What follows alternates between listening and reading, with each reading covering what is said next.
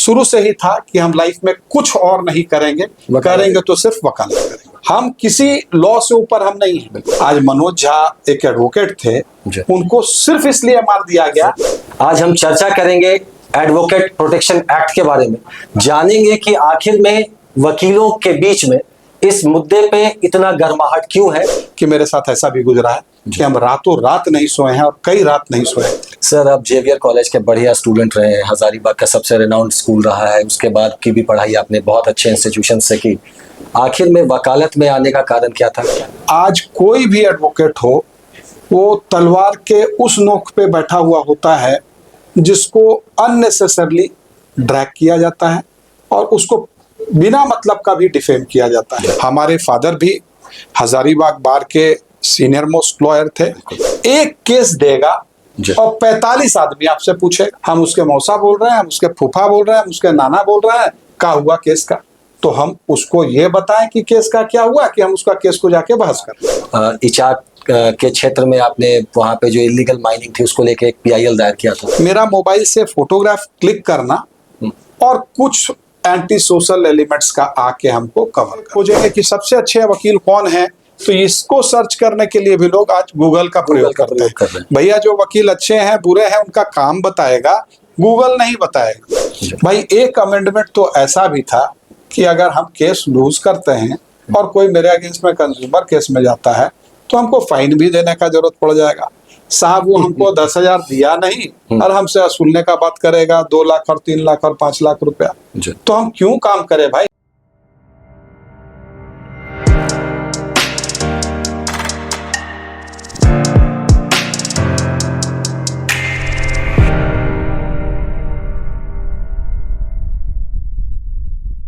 स्वागत है आप सभी का अनपढ़ के इस नए एपिसोड में, जहां हम बात करेंगे आज हाई कोर्ट के senior advocate Hemant Sikarwar sir से। आज हम चर्चा करेंगे एडवोकेट प्रोटेक्शन एक्ट के बारे में, जानेंगे कि आखिर में वकीलों के बीच में इस मुद्दे पे इतना गर्माहट क्यों है और इन्होंने अभी तक, चूंकि ये बार काउंसिल से जुड़े हुए हैं, इन्होंने अभी तक उसके लिए क्या क्या किया है। इस मुद्दे पे चर्चा करने के लिए आज हमारे साथ में है हेमंत सिकरवार सर। हम परिचर्चा को प्रारंभ करते हैं। सर, आपका काफी स्वागत है सर हमारे इस पॉडकास्ट में। सर धन्यवाद। देखिए, जो एक इशू आप लोगों ने रेस किया और जिसके लिए हमको इनवाइट किया है कि हम इस पे कुछ अपने एक्सपीरियंसेस को और नीड्स को एक्सप्लेन करें। हम भी एक रिप्रेजेंटेटिव हैं एडवोकेट्स के और पिछले 2 टर्म से, पिछले 13 सालों से झारखंड स्टेट बार काउंसिल के मेंबर भी हैं, इलेक्टेड मेंबर हैं। जनरल सेक्रेटरी भी हम हाई कोर्ट एडवोकेट्स एसोसिएशन के रह चुके हैं और एसोसिएशन के हर एक पदों पर 8 टर्म्स तक लगातार हम रहे हैं। तो हम जानते हैं कि स्थिति क्या है और किस तरीके से हम लोगों ने प्रोसीड किया है और क्या हम लोग चाहते हैं। देखिए, ये जो एडवोकेट्स प्रोटेक्शन एक्ट है, इसका डिमांड एक्चुअली क्यों करने लग गए हम lawyers all of a sudden. ऐसा पहले कभी नहीं होता था कि हम लोगों को भी प्रोटेक्शन चाहिए या किसी तरीके का कुछ भी हो। आज स्थिति थोड़ा डिफरेंट हो गया है। डिफरेंट होने का मेन रीज़न ये है कि जिस समय हमारा एडवोकेट्स एक्ट बना, एडवोकेट्स एक्ट बना, उस समय का समय और अब का समय में बहुत अंतर है। आज जिस तरीके के लिटिगेंट्स हो गए हैं, प्रीवियसली उस नेचर के लिटिगेंट्स नहीं होते थे। आज कोई भी एडवोकेट हो, वो तलवार के उस नोक पे बैठा हुआ होता है जिसको अननेसेसरली ड्रैग किया जाता है और उसको बिना मतलब का भी डिफेम किया जाता है। मेरा अपना पर्सनल एक्सपीरियंस है। बोलना आसान है, किसी के अगेंस्ट में कोई भी एलिगेशंस लगाना बहुत आसान है, वो एस्टैब्लिश करना, वो प्रूफ करना नेक्स्ट टू इम्पॉसिबल है। क्योंकि हकीकत में ऐसा कुछ नहीं होता है, क्योंकि लॉयर्स जो होते हैं किसी एक इंडिविजुअल लिटिगेंट का पक्ष रख रहे होते हैं। अगर वो लॉयर सक्सीड करते हैं, अपने जो लिटिगेंट हैं उनके कॉज को जीतते हैं, ये करते हैं, तो उस सर्कमस्टेंसेस में अदर साइड का कहना होता है ये तो जज साहब को मैनेज कर लिए थे, ये तो इस तरीके से कर लिए, वहां पे भी लॉयर डिफेम हो गया। Just in case lawyer succeed नहीं करते हैं तो अपना ही लिटिगेंट पहला चीज जो कहता है वो कहता है कि ये तो दूसरे साइड से मिल गए थे। ये हम लोग रोज ये बात को हर दिन सुनने को मिलता है। जब हम लोग हाई कोर्ट में कोई लिटिगेंट अपील को लेके किसी चीज को लेके आता है तो पहला चीज लिटिगेंट यही कहता है, जानते सर वहां से तो हम ये केस जीत जाते हैं, लेकिन है क्या कि दूसरे हमारे वकील साहब जो थे सो दूसरे साहब के साथ मिल गए। और वो चीज हमको वर्चुअली बहुत चिढ़ देता है और उसी मोमेंट हम उसको काटते हुए बोलते हैं कि भाई इस तरह का आपको बोलने का कोई राइट नहीं है जी। आप ऐसा कीजिए कि किसी और लॉयर को एंगेज कर लीजिए। अगर हम आपको नहीं दिला पाएंगे रिलीफ तो फिर यही चीज मेरे बारे में भी आप बोलते फिरिएगा कि हम किसी और से मिल गए, किसी और को कर दिए। तो ये बात ऐसा है कि ये सिर्फ लिटिगेंट का अपना सोच है, मेरिट डिमेरिट्स को वो नहीं देखता है, वो सिंपली रिजल्ट को देखता है। बिल्कुल। और आज आप देख रहे हैं, पहले कभी ऐसा होता था क्या कि किसी एडवोकेट का मर्डर हो गया, किसी एडवोकेट पे असॉल्ट हुआ, किसी एडवोकेट को परेशान किया गया, उसके फैमिली को टॉर्चर किया गया, धमकी दिया गया, ये पहले हम लोग नहीं सुनते थे। हमारे फादर भी हजारीबाग बार के सीनियर मोस्ट लॉयर थे, 50 साल उस हजारीबाग बार को दिए। इतने 50 साल में हम तो कभी ऐसा ओकेजन नहीं देखे या सुने कि इस तरह का कोई वाकया हुआ होगा। लेकिन आज परिस्थिति बदल गया। आज लॉयर टेक्नोलॉजीज पे, लॉयर्स, लिटिगेंट, हर लोग उसी चीज पे करते हैं। और यदि आज सारे लोग सबसे पहला काम गूगल पे सर्च करेंगे कि हमारा क्या है, सारे चीज पे ऐप्स के जरूरत पे खोजेंगे कि सबसे अच्छे वकील कौन है, तो इसको सर्च करने के लिए भी लोग आज गूगल का प्रयोग करते हैं। भैया जो वकील अच्छे हैं बुरे हैं उनका काम बताएगा, गूगल नहीं बताएगा। और गूगल पे वो डालेंगे और सर्च करेंगे, कोई XYZ जो अपने आप को कुछ पैसा दे के प्रमोट करके अपना नाम ऊपर डलवाएगा, वो उसके नज़र में, उस लिटिगेंट के नज़र में वो सबसे बड़ा वकील। तो ये एक्चुअली नहीं होता है। और हम लॉयर्स भी अब बहुत अनसिक्योर्ड फील करने लग गए। तो मतलब मामला जो है वो सारा लॉयर्स के सिक्योरिटी का है, इसलिए आप लोग ज्यादा चिंतित हैं और इसलिए एडवोकेट प्रोटेक्शन एक्ट की बात कर रहे हैं। देखिए, जो टर्म है वही बाय इटसेल्फ, अगर हम एक्ट की बात करें तो advocates protection act term use किया गया है। इसका मतलब है एडवोकेट का प्रोटेक्शन किस तरीके से हो, कैसे हो। तो एक्ट का जो डिमांड है वो उसी पे है कि हम लोगों को भी भाई सुरक्षा मिलनी चाहिए।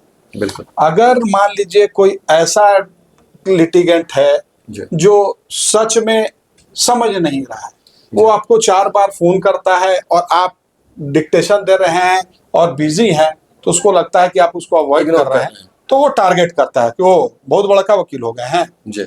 तो भाई वो बहुत तरह के लोग हैं ना, वो अपना रिएक्शन किस तरीके से एडवोकेट पे दिखलाएगा वो हम लोग नहीं जानते, हम लोग नहीं जानते। अब हम लोग 99% केसेस में होता है कि अगर हम शाम में ड्राफ्ट करा रहे हैं तो मेरी वाइफ भी परेशानी में है, अगर हमारे मोबाइल पे फोन करेगी तो हम फोन नहीं उठाएंगे। मेरी माँ भी हमको फोन कर रही है तो उस समय हम नहीं उठाएंगे, क्योंकि मेरा एक बार रिदम टूटता है तो हमको फिर से सारे चीज को सोचना पड़ता है, लिखाना पड़ता है, तो वो परेशानी होता है। तो अगर उस तरीके का लिटिगेंट है तो हमको आप ही बता दीजिए कि उस समय हम किस परेशानी में आएंगे। बिल्कुल। वो बोलेगा ओ अच्छा, तो क्रिमिनल है, क्रिमिनल तो हमको डील करने का दूसरा तरीका भी अपना सकता है। बिल्कुल। भाई अब बच गया बात हमारे बच्चे, हमारे भी बच्चे हैं, हमारी भी फैमिली है, वो लोग निकल रहे होते हैं, और उस तरीके का लोग अगर कल के डेट पे 4 लोग जाकर के उसके कान में ये बोलता है कि अरे यार वो तो अदर पार्टी से मिला हुआ था और तुमरा केसवा जान के खराब कर दिया, तो क्या स्थिति करेगा वो हमारा। बिल्कुल। तो हम लोगों के लिए तो परेशानी बढ़ जाएगी ना। तो हमको क्यों, इस रीजन से अगर हमको नहीं आप प्रोटेक्ट कीजिएगा तो हम परेशानी में चले जाएंगे। और दूसरा एक और एंगल है, उस चीज को भी हम कभी इग्नोर नहीं कर सकते हैं प्रोफेशनल्स, कि जस्ट इन केस आज बात आ रही है एडवोकेट्स एक्ट में भी अमेंडमेंट करने की, जिसका हम लोगों ने भरपूर विरोध किया। और फॉर्चुनेटली जो लॉ मिनिस्टर साहब हैं हमारे, उन लोगों ने हम लोगों को दिया है एश्योरेंस कि इस एस्पेक्ट पे वो देखेंगे। भाई एक अमेंडमेंट तो ऐसा भी था कि अगर हम केस लूज करते हैं और कोई मेरे अगेंस्ट में कंज्यूमर केस में जाता है तो हमको फाइन भी देने का जरूरत पड़ जाएगा। साहब वो हमको 10,000 दिया नहीं और हमसे वसूलने का बात करेगा 2 लाख और 3 लाख और 5 लाख रुपया, तो हम क्यों काम करें भाई, और क्यों हम उसके लिए अपना परेशान। इस तरह के आप जो आम आदमी है जी। वो कभी समझ नहीं सकता है एक्चुअली लॉयर्स का लाइफ स्टाइल क्या है, किस तरीके से लॉयर्स चलते हैं, किस तरीके से रहते हैं। अगर बिजी लॉयर्स हैं, हम लोगों ने भी बहुत स्लीपलेस नाइट देखे हैं, जी। जहाँ पे हम लोग रात रात दिन, जी। मतलब 24 घंटा, मतलब 24 घंटा, कई ऐसे ओकेजन्स आए हैं कि 24 आवर्स हमारा ब्रेन वर्क किया है, हम नहीं सोए। ये भी समय मेरे साथ, बीइंग ए प्रोफेशनल, हम कह रहे हैं कि मेरे साथ ऐसा भी गुजरा है कि हम रातों रात नहीं सोए हैं और कई रात नहीं सोए हैं। और उस समय मेरा दिमाग कुछ काम कर रहा है। हम 1 बजे रात को भी उठते हैं, पेन निकालते हैं, पेपर निकालते हैं, कुछ नोट डाउन लिखते करते हैं। हैं कि नोट डाउन करते हैं, सुबह उठेंगे फिर कहीं भूल ना जाए, उस पर हमको क्या करना है। तो भाई हम उतने परेशानी में अपने लिटिगेंट के लिए ऑनेस्टली लड़ रहे हैं, सोच रहे हैं, और वो तो सोच रहा है कि भाई हम उसको रिस्पॉन्ड ही नहीं कर रहे, हम उसको इंटरटेन ही नहीं कर रहे। एक केस देगा और 45 आदमी आपसे पूछेगा, हम उसके मौसा बोल रहे हैं, हम उसके फूफा बोल रहे हैं, हम उसके नाना बोल रहे हैं, क्या हुआ केस का। तो हम उसको ये बताएं कि केस का क्या हुआ, कि हम उसका केस को जाके बहस करें। किसी एक आदमी को बोलिए तो बहुत खराब तरीके से बोलते हैं, वो इंटरटेन नहीं करते हैं। तो भाई ये लाइफ पे हम लोगों को अगर प्रोटेक्ट नहीं किया जाएगा तो हम लोग जाएंगे कहाँ। हम दोनों तरीके से जाते हैं, या तो मेरा लिटिगेंट हमसे नाराज होता है तो वो विंडेक्टिव होता है, और भाई हर आदमी का सोचने का तरीका अलग है, कोई का एक्सट्रीम भी हो सकता है, हमको फिजिकल हार्म भी दे सकता है, हमारे फैमिली को भी किसी तरीके से डैमेज कर सकता है। तो हम लोगों को इस सिचुएशन में जरूरत तो है प्रोटेक्शन की। सर, आप जेवियर कॉलेज के बढ़िया स्टूडेंट रहे हैं, हजारीबाग का सबसे रेनाउंड स्कूल रहा है, उसके बाद की भी पढ़ाई आपने बहुत अच्छे इंस्टीट्यूशन से की। आखिर में वकालत में आने का कारण क्या था? क्या पिताजी से मोटिवेट होकर के आप वकालत में आए, या शुरू से ही आप में सोच थी कि हमको वकालत करना है? देखिए, ये एक ऐसा क्वेश्चन है जो हम बोल के, हम अपने लाइफ में, स्कूलिंग मेरा सेंट जेवियर स्कूल हजारीबाग से था। हमारे father undoubtedly the best criminal trial conducting lawyer recognize थे अनडिवाइडेड बिहार में। बिल्कुल। उनका रिकॉग्निशन, जितने बड़े बड़े आप नाम ले लीजिए, श्री प्रकाश शुक्ला हो, प्रभुनाथ सिंह हो, साहबुद्दीन हो, उन लोगों, सभी लोगों का वो मैटर्स करते थे। बिल्कुल, बिल्कुल। वो बाहर जाके बिहार में आरा हो, छपरा हो, पटना हो, भागलपुर हो, कई बार वो जाते थे और देखते थे। हम बड़ा इंस्पायर्ड थे उनके उस तरीके का जो था, और उनका डेडिकेशन और उनका चीज को हम लोग आज भी नहीं भूलते हैं। जिस तरीके का होता था, हम जब स्कूलिंग में थे, कॉलेज पढ़ते थे, न्यूज़पेपर में आता था कि आज ये कांड हुआ, और दूसरे दिन आता था कि उसका पक्ष हमारे पिताजी रखे और ये किया, उसको रिलीफ मिल गया। बिल्कुल। तो हमको बड़ा वो चीज होता था कि भाई, बोलते हैं लोग कि कॉलेज में कॉलेज पे गोली मारा है, और हमारे साथ फ्रेंड लोग तुम्हारे फादर कर रहे हैं मैटर को, कैसे बेल हो गया, कैसे हो गया। तो वो चीज को हमको लगता था कि सही में क्या बोले होंगे, क्यों ऐसा हुआ, कैसे रिलीफ मिल गया। तो हम जाते थे, ऊपर में हम लोगों का ऑफिस होता था, चिटकिनी लगाते थे कि डांट नहीं पड़ जाए, और फाइल को निकाल करके पढ़ने लग जाते थे। उसी समय स्कूल कॉलेज के समय में ही हम लोग निकाल के पढ़ते थे कि आखिर उसमें लिखा हुआ क्या है। बिल्कुल। तो हमको इंटरेस्ट थ्रू आउट अपने लाइफ टाइम में शुरू से ही था कि हम लाइफ में कुछ और नहीं करेंगे, करेंगे तो सिर्फ वकालत करेंगे। आज तक हम कोई भी कॉम्पिटिटिव एग्जाम्स में अपीयर नहीं, किसी में नहीं, किसी का नहीं, मतलब किसी में नहीं। जिस दिन मेरा ग्रेजुएशन का डिग्री खत्म हुआ, नेक्स्ट डे जाकर के लॉ का हम एडमिशन लिए। जिस दिन मेरा लॉ खत्म हुआ, उसके नेक्स्ट डे जाकर हम लाइसेंस लिए, और हम सीधा वकालत के प्रोफेशन में आए। तो शुरू से हम ये माइंड मेकअप करके थे कि करना हमको दूसरा चीज दुनिया में नहीं है, करना है तो वकालत ही करना है। सर, आपने हजारीबाग में एक बहुत बड़ा कार्य किया था जो काफी चर्चा में भी रहा। इचाक के क्षेत्र में आपने वहाँ पे जो इलीगल माइनिंग थी उसको लेके एक PIL दायर किया था, उसका भी रिजल्ट काफी बढ़िया आया और काफी दिन तक वो बंद रहा। इसके संदर्भ में आप क्या कहना चाहेंगे कि आखिर में वकील का समाज के प्रति जो दायित्व है उसको आप किस प्रकार से निभा रहे हैं? देखिए, ये जो एक पब्लिक इंटरेस्ट लिटिगेशंस है, देखिए कुछ पब्लिक इंटरेस्ट लिटिगेशंस जो हमने जेन्युइनली किया, जो सच में हिट करता है, और आज उसका रिजल्ट भी दुनिया को देखने को मिलता है। उसमें से एक ये PIL भी था जो इलीगल माइनिंग और पॉल्यूशन से रिलेटेड PIL था। उसका रीजन ऐसा था कि हम अपने पिताजी के साथ एक बार गाड़ी में अपने गांव पे जा रहे थे, और गांव में जाने के बाद क्रशर्स चल के डस्ट पूरा तरीके से जी कवर कर रहा था। जी फादर हमारे बोलते हैं कि इन लोग पूरा का पूरा खेती का सब जमीन को बर्बाद कर दिया, जी। अब दोबारा हम लोग के जगह में खेती खेती बाड़ी नहीं कुछ नहीं होगा और यहाँ पर केवल खदान ही चलेगा। अब रास्ता चलने लायक नहीं रह गया है, इतना गाड़ी छकड़ा चढ़ता है, पूरा बर्बाद करके रख दिया। वो चीज़ थोड़ा हमको हिट किया। जी उस समय हम प्रोफेशन में, बहुत दिन का तो मेरा भी प्रोफेशन नहीं था, लेकिन हमको लगा कि नहीं, ये जेन्युइन बात है। और वो पॉल्यूशन एक इंडिविजुअल को नहीं, जी। वहाँ मौजूद हर एक आदमी को डायरेक्टली उसके हेल्थ पे पड़ रहा था। बिल्कुल और वो जो ट्रांसपोर्टेशन का प्रॉब्लम्स वो सबको हो रहा था। हम एक जगह के इलीगल माइनिंग का हो बात या क्रशर्स की बात हो, हम एक जगह का बात बोल रहे हैं, ऐसा ऐसा तो पूरे झारखंड में था। बिल्कुल हम अपने एक जगह को तो देखे, ऐसा झारखंड के सब जगहों पे था।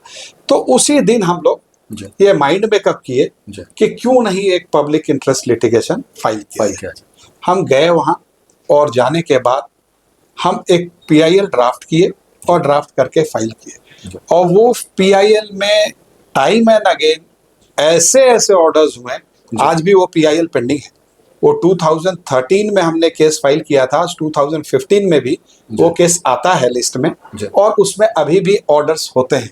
ये प्रीवियस 2 वीक्स पहले भी हाई कोर्ट में लिस्ट में था जी। और वो डिस्पोजल कोर्ट ने नहीं अभी किया तक डिस्पोजल नहीं हुआ। इसलिए नहीं किया है कि वो एक जेन्युइन पीआईएल कोर्ट उसको ट्रीट करती है और मॉनिटर करती है कि क्या सच में बंद हुआ कि नहीं हुआ। इस तरीके से करते करते और आज एक इंसिडेंट हमको याद है जी। जो एडवोकेट्स प्रोटेक्शन एक्ट को भी कवर कर जाएगा। जी हम अपने गांव पे गए हुए थे, जी तो हमको लगा कि क्यों ना कुछ फोटोग्राफ्स हम, जी जो इलीगल माइंस हम गए तो ऊपर से देखे तो दिख रहा था कि जैसे ट्रैक्टर वैक्टर माचिस का डब्बा की तरह दिख रहा था, ऊपर से दिख ही मतलब नहीं रहा। माइंस के इतने नीचे तक उसके माइंस में वो लोगों ने माइनिंग कर रखा था और डस्ट वस्ट हो रहा था। तो हम कुछ फोटोग्राफ्स ले ली। अपने मोबाइल से क्लिक करने लग गए। जी मेरा मोबाइल से फोटोग्राफ क्लिक करना और कुछ एंटी सोशल एलिमेंट्स का आके हमको कवर करना। आए वो लोग और बोले इमीडिएटली आप सारे के सारे फोटोग्राफ्स को डिलीट कीजिए, अदरवाइज कंसिक्वेंसेस अच्छा नहीं होगा। थोड़ी देर के लिए हम सोचे कि भाई ऐसा डेयर कैसे किया लोग कि हम अपने ही गांव में बैठे हुए हैं और हमको इस तरीके से लोग आके बोला। खैर हम बोले कि ऐसा है कि आप कर दीजिए, डिलीट करना है तो मोबाइल से डिलीट करना है, आप कर लीजिए, कोई दिक्कत नहीं है। और उसी समय हम उस समय के ऑनरेबल द चीफ जस्टिस जो थे उनको कम्युनिकेट करने की कोशिश की कि भाई हमारे लाइफ को, हाँ हमारे लाइफ को कुछ थ्रेट है। सर से हमारी उस वक्त बात नहीं हो पाई, लेकिन सब्सिक्वेंट उन्होंने फोन किया, बोले कि भाई क्या बात है, क्यों प्रॉब्लम है। हम बोले सर इस तरीके की बात है। तो सर ने कहा कि भाई जो है तुमको लीगली बढ़ना है, तुम वहां से एटलीस्ट निकलो, लाइफ रहेगा तो ही आगे का कुछ भी होगा, तुम वहां पे नहीं रहोगे। मान लो कुछ खुदा ना खास्ता कुछ उल्टा सीधा गलत हो ही जाता है, उसके बाद कोई करके भी क्या करे। तो अगर जरूरत है तो हम पुलिस प्रोटेक्शन डीजीपी साहब को बोल के, होम सेक्रेटरी को, चीफ सेक्रेटरी को बोल के भिजवा रहे हैं, तुम अपने यहाँ आओ और उसके बाद फिर अप्राइज करो कि एक्चुअल क्या बात है। नेक्स्ट डे हम लोग जाते हैं और वो बताया जाता है कोर्ट में कि इस तरीके का इंसिडेंट है। उसके बाद कोर्ट उसको काफ़ी सीरियस व्यू लेती है और सीरियस व्यू लेके इमिडिएटली हमको बॉडीगार्ड प्रोवाइड किया जाता है और उसके बाद हमको हर तरीके से सिक्योर करने की कोशिश की जाती है। एक और इंसिडेंट हमारे लाइफ में हुआ कि एक एंटी सोशल एलिमेंट था जो रैंसम का डिमांड हमको ही कॉल करके कर दिया, आपसे हमसे कर दिया। वो चीज़ डिस्टर्बिंग था। उस समय ऑनरेबल तातिया साहब थे चीफ जस्टिस, हम लोग जाके उनको मिले। राजीव कुमार की वो फर्स्ट डे थी एज अ डीजीपी, उनको हाई कोर्ट ने तुरंत बुलाया और बोला कि भाई हम इसको पर्सनली जानते हैं कि बड़ा जेन्युइन लड़का है, इसको इस तरीके का हुआ, हम लोगों को रिजल्ट चाहिए। और उसके बाद फिर उस आदमी को मॉनिटर करने के बाद सारा चीज को जब निकल के सामने आया कि उसका इंटेंशन कोई हमसे रैंसम का डिमांड करना नहीं था, उसका इंटेंशन ऐसा था कि वो एक केस किया हुआ था एक आदमी उसके ऊपर, उसका अपना फ्रेंड उसके ऊपर केस किया हुआ था कि उसकी भाभी के मर्डर में उसका इन्वॉल्वमेंट है। उसका इन्फॉर्मेंट के तरफ से हमारे फादर प्लीड करते थे। अच्छा। तो वो इस तरीके का करके, और वो जो चिप से जो नंबर से कॉल किया था वो फ्रेंड था जब इन्फॉर्मेंट, तो उसका नंबर वो रख के कॉल किया था, ओह। ताकि वो मैसेज जाए कि इन्फॉर्मेंट जो है वो हमको थ्रेट कर रहा है, तो हमारे फादर उसका उस पे केस एथी पे करे और उसके बाद उस तरीके से किया जाए। ये कुल क्या है, तो प्रोटेक्शन अगर हमको उस समय नहीं दिया गया होता हाईकोर्ट के द्वारा, जी। हाईकोर्ट ने इमीडिएटली उसी समय राजीव कुमार साहब को डायरेक्शन हुआ, 7-7, 8-8 हमको फोर्स उस समय डिप्यूट किया गया जो हमारे घर पे होते थे, मेरे फादर मदर के साथ होते थे। तो ये इंसिडेंट मेरे साथ हुआ, हम कम्युनिकेट कर पाए। बहुत लोग के पास हुआ जो नहीं कम्युनिकेट बिल्कुल। कर पाए, उनको Means- नहीं मिला और वो चले गए, उनको बिल्कुल खत्म सर, कर दिया। मतलब सफिशिएंट आपके पास एग्जांपल्स हैं कि क्यों एडवोकेट प्रोटेक्शन एक्ट की बिल्कुल, जरूरत है। ये दोनों आप इंसिडेंट खुद एक example अपने लाइफ में, बिल्कुल। ये दोनों इंसिडेंट मेरे अपने लाइफ में हम फेस कर चुके हैं। तो यदि इस तरीके की बात है, तो हम मान लीजिए हाईकोर्ट में बैठे हुए हैं, हमारे अपने, मैंने अपना रेपुटेशन 25-26 सालों में हाईकोर्ट में बनाया है, लोग हमको जानते हैं। बिल्कुल। जिनको नहीं जानते हैं, जो डिस्ट्रिक्ट कोर्ट में हैं, उनके उनका साथ क्या? अनटूवर्ड हो जा रहा है। बिल्कुल। आज मनोज झा एक एडवोकेट थे, जी। उनको सिर्फ इसलिए मार दिया गया कि वो एक मतलब लिटिगेंट के लिए उस प्रॉपर्टी पे गए थे और वो केस उसका जीते थे, ओह। और उसको वहां पे मार दिया गया। आप लोगों को याद होगा कि वो केस हम अपने वो काफी मीडिया में भी आया था कि एक एडवोकेट ब्रदर का हमारा मर्डर हुआ है। जी। उस केस में हम इन्फॉर्मेंट जो उनका लड़का था उसको रिप्रेजेंट करते थे, हम 1 रुपया भी फीस नहीं ली। 20 बेल एप्लीकेशन फाइल हुआ, हाई कोर्ट, सिविल कोर्ट, हम सब जगह किए, हम 1 रुपया भी फीस नहीं लेते थे, क्योंकि उस पेन को हम जानते हैं, कल के डेट पे अगर हम नहीं रहेंगे तो मेरा बच्चा, मेरा फैमिली को कौन देखेगा। अगर हम लोग एक एग्जाम्पल सेट करके नहीं गए लाइफ में, तो वो बहुत तकलीफ का चीज है। या उसके पास रिसोर्सेज नहीं है, वो बच्चा को, उसका फादर तो चला गया, कौन देखेगा उसको, कौन प्रोटेक्ट करेगा उसको, उसके लिए खड़ा होना होगा, हम लॉयर्स को भी खड़ा होना होगा उस तरीके से। और पता नहीं क्यों ये हमको समझ में नहीं आ रहा, हमको बोलना भी चाहिए कि नहीं बोलना चाहिए। हम लोग बहुत लाइफ में ऐसा समय आता है जब अपने आप में, आज के फेज में हम लोगों को ये थ्रेट होता है, ये परसेप्शन होता है कि अगर हम किसी ऐसे इश्यूज में इन्वॉल्व हैं जहां बहुत बड़ा कुछ हो जाए, रैकेट का खुलासा जिसमें हो। बहुत बड़ा कुछ इस तरीके से हो, जिसमें बहुत लोग हों, एंटी सोशल्स लोग हों, एडमिनिस्ट्रेशन हो, कुछ लोग इन्वॉल्व हो, तो वो हमको भी डैमेज करे। हमको झूठा केस में फंसाने की भी कोशिश की जा सकती है, बिल्कुल। हमको हमारे ऊपर किसी तरीके से जानलेवा हमला भी हो सकता है या कुछ भी हो सकता है। तो हमको प्रोटेक्शन क्यों चाहिए, ये हम एक एग्जाम्पल केवल एक्सप्लेन कर रहे हैं। क्योंकि हमेशा होता है ना कि मान लीजिए आप किसी को होल हार्टेडली किसी के लिए कुछ कर रहे हैं जो किसी को नागवार गुजर रहा है, बिल्कुल। तो वो अगर उससे डैमेज होगा तो वो आपको भी लास्ट हद तक वो डैमेज करने की कोशिश करेगा। बिल्कुल। तो जिस कारण से अगर इस सिचुएशन में, हमारे सिचुएशन में, हमारे जैसे लोगों को, मतलब जो एडवोकेट्स हैं, उन लोगों को अगर किसी रीजन से प्रोटेक्शन नहीं मिलती है, तो आप उसका नतीजा समझ सकते हैं। कल के डेट पे कुछ भी हो सकता है हमारे साथ, हमको झूठा केस में फंसाया जाएगा। एडवोकेट्स प्रोटेक्शन एक्ट में हम मांग क्या रहे हैं, बोल रहे हैं भाई इंक्वायर कर लेना पहले, बिल्कुल। वकील पर केस इंस्टीट्यूट करने से पहले इंक्वायर कर लेना कि सच में हम क्राइम किए। क्यों हम किसी लॉ से ऊपर हम नहीं है, कोई भी आदमी किसी तरीके से भी लॉ से ऊपर नहीं है।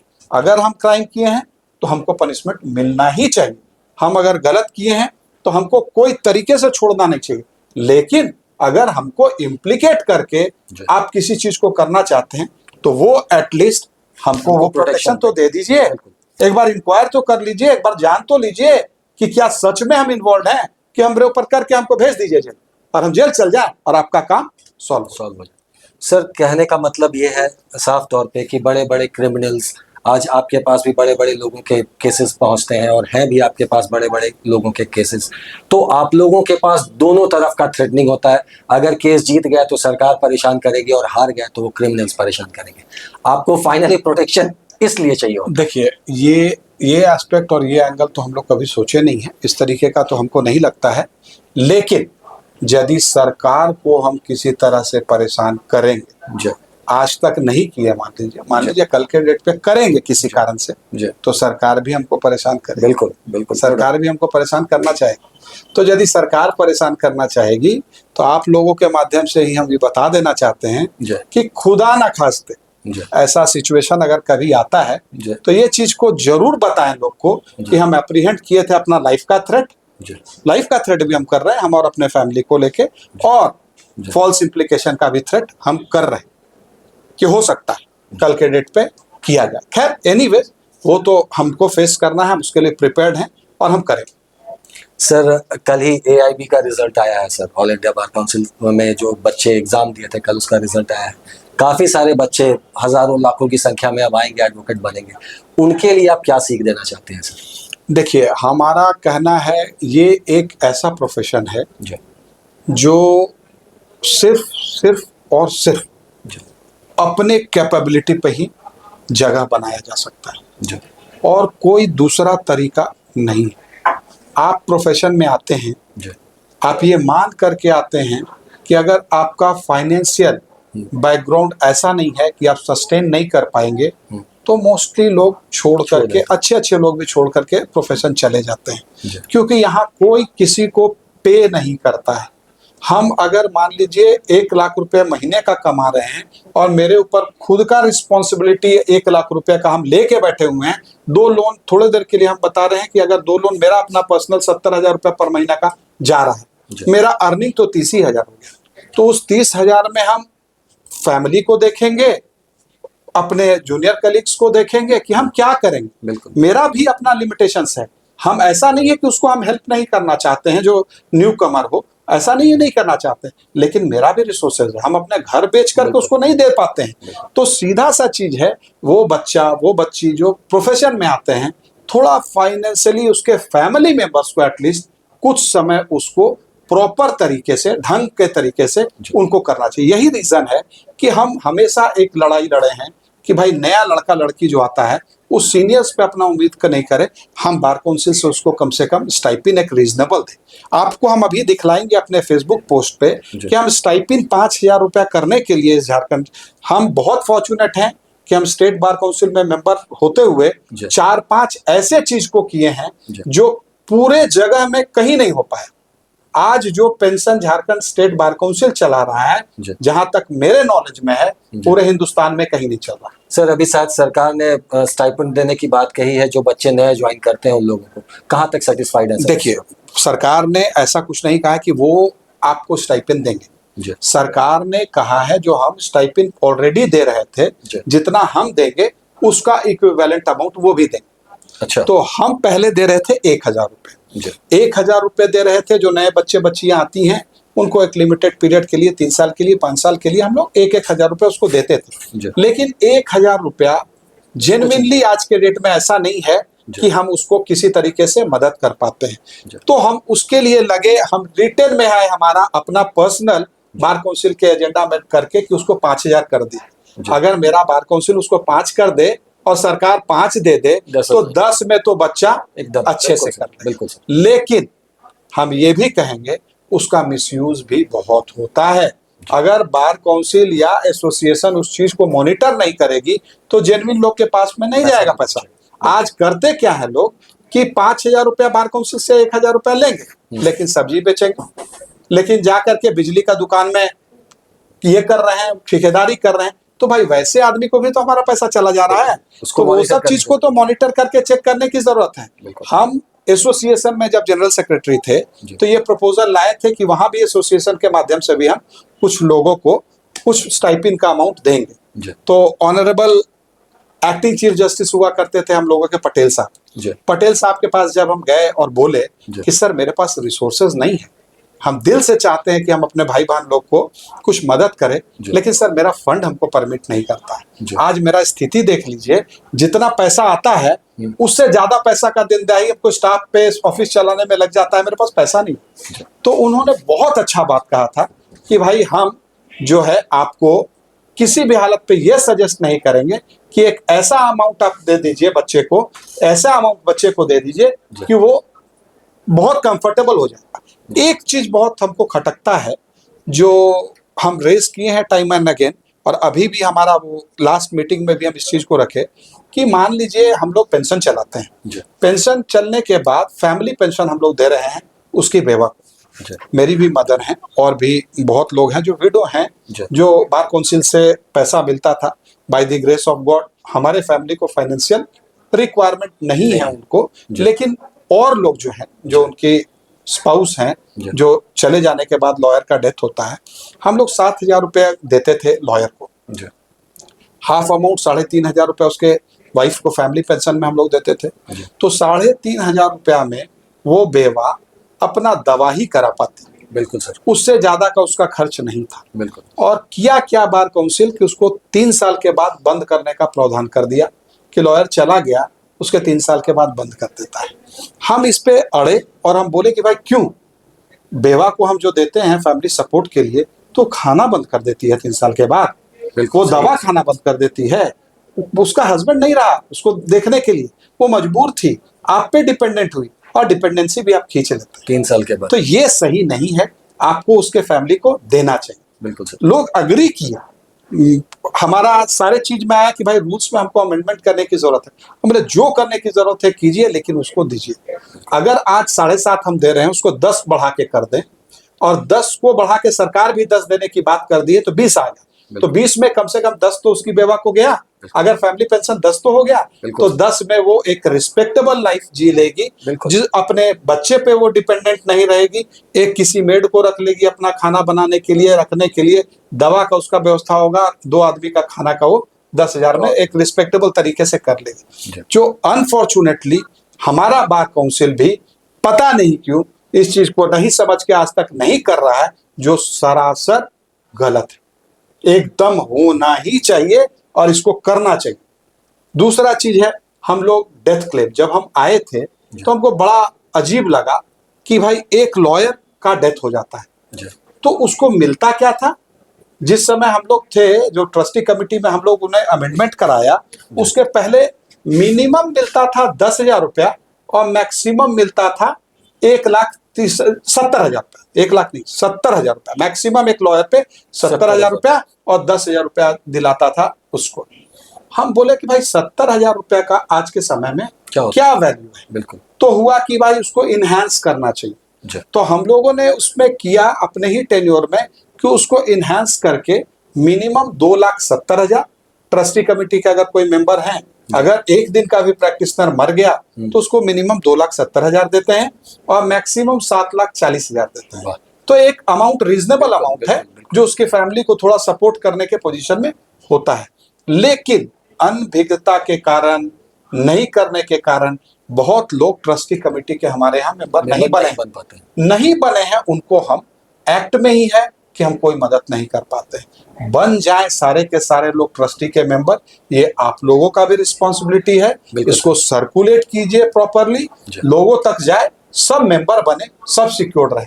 मान लीजिए कोई पूरे तरीके से डिपेंडेंट है और उसको हम पैसा, उसके हस्बैंड का डेथ हो गया, उसकी वाइफ का डेथ हो गया और हम 1 रुपया नहीं दे पाए, तो तकलीफ तो हम लोगों को बहुत होता है। लेकिन हम करें तो करें क्या भाई, एक्ट ही वही है, जो एक्ट है उसी में ही, ट्रस्टी कमेटी में ही लिखा हुआ जो मेंबर है सिर्फ उसी को मिलेगा। एक ये चीज हम लोगों को थोड़ा सा सर्कुलेट करना है लोगों में। दूसरा चीज है, पेंशन के अलावा स्टाइपिन है। स्टाइपिन के अलावा हम लोग एक अच्छा चीज पे, और जो एडवोकेट्स प्रोटेक्शन एक्ट का हमेशा से करते रहे हैं कि इंफ्रास्ट्रक्चर के लिए करते रहे, तो प्रोफेशनली जो ठीक है वो ठीक है, जो ठीक नहीं है वो सच में तकलीफ में, उन लोगों को कुछ मदद मिलनी चाहिए। हम लोग सबका दायित्व बनता है कि उन लोगों के लिए हम लोग कुछ करें। सर, आपने अपना बहुमूल्य समय दिया, बहुत कुछ बताया कि आखिर में एडवोकेट्स की क्या रिक्वायरमेंट है और एडवोकेट प्रोटेक्शन एक्ट क्यों ज़रूरी है। आपका बहुत बहुत धन्यवाद सर, हम लोगों के बीच में समय देने के लिए। और सर, हम लोगों की टीम फिर से उम्मीद करेगी कि और किसी मुद्दे पे और किसी लॉ के मुद्दे पे आपसे फिर दोबारा चर्चा। जरूर जरूर, क्यों नहीं, हम उसके लिए हमेशा तैयार हैं। आप लोगों के साथ बैठ के हमको भी अच्छा लगा कि प्रोबेबली हो ना हो कुछ एक जगह पे सारा चीज रिकॉर्ड हो गया। हम अपना जो दिल का बात था कहीं पे तो रखें। बिल्कुल सर। भगवान ना करे इसको कभी कहीं ऐसे जगह पे दिखलाने की जरूरत पड़े कि कहीं एक जगह पे आ गया, इसका हमको भी सुकून है कि कल के डेट पे पता नहीं ये कब चलेगा और क्यों चलेगा, क्या होगा। देखिए, आज हम जिनसे चर्चा कर रहे थे वो बार काउंसिल के मेंबर है, रांची हाई कोर्ट के सीनियर एडवोकेट है और उनका नाम हेमंत सिकरवार है। और पूरी झारखंड की जितने भी एडवोकेट्स हैं सारे इनको बखूबी जानते हैं। उनसे हम चर्चा कर रहे थे एडवोकेट प्रोटेक्शन एक्ट के बारे में, उनसे हम चर्चा कर रहे थे कि वकील बनने से वकीलों को क्या क्या प्रोविजंस प्रोवाइड होते हैं और क्या क्या रिक्वायरमेंट है वकील बनने के लिए, इस पे हम लोग चर्चा कर रहे थे। बहुत बहुत धन्यवाद। Thank you very